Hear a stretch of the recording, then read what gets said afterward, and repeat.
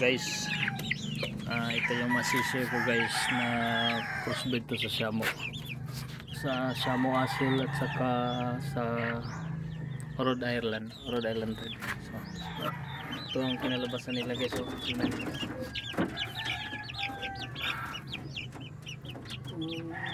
Dami. Dalawang linggo pa to guys. Ito yung dalawang linggo pa to. So tingnan nyo ang napakalaki na nila guys.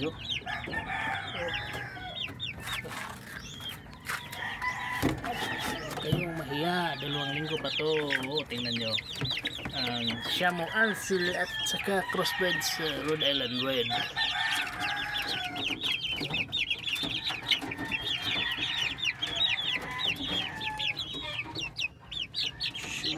Okay. Meron pa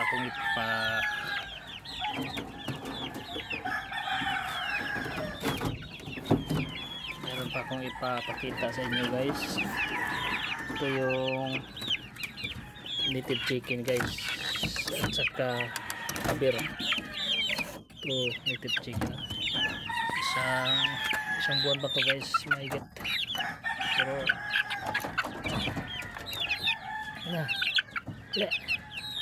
isang buwan pa ito mahigit guys. Pero okay.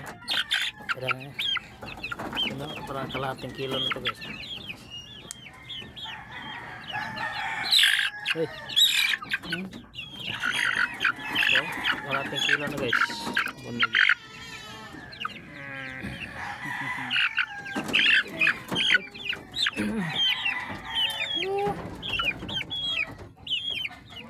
Ang dilim.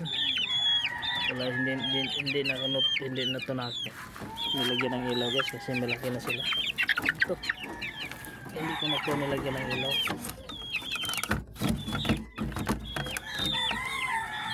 At punta tayo sa kabilang guys. Ito ang malupit, marami.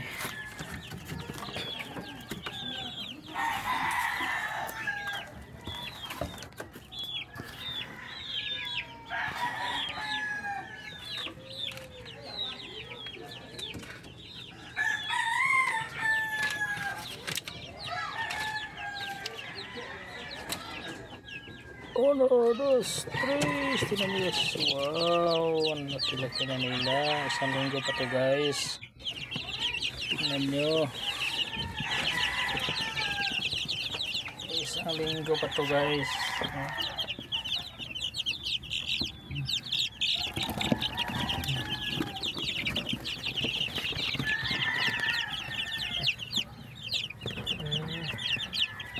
Karenta piraso to guys. Maraming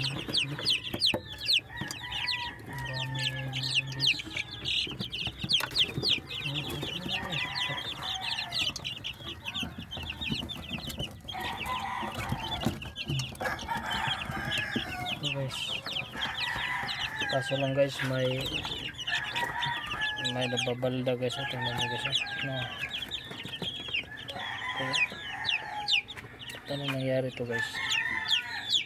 May lunas mo to guys. Tingnan nyo.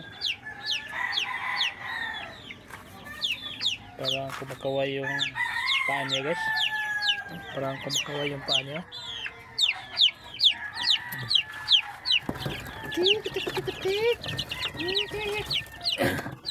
Ito pa guys, mayroon pang isa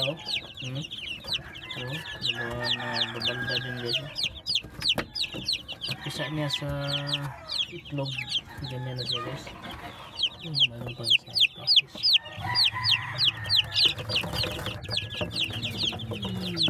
Crossbreed to guys sa Rhode Island red at saka native chicken. Ito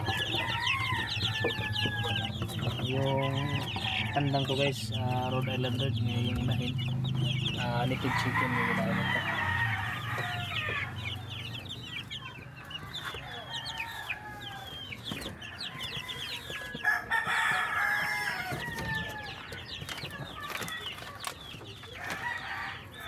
At punta pa tayo doon sa incubator ko guys. Tingnan natin ang laman ko.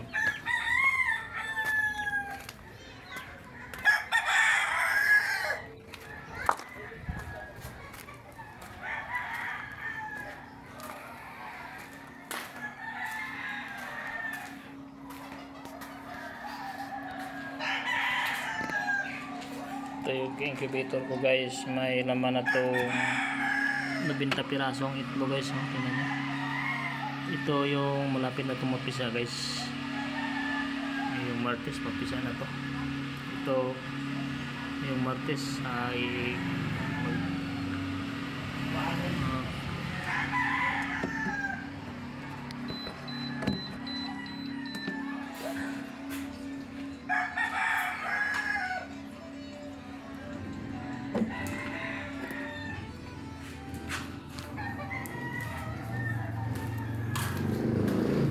guys, bye bye guys.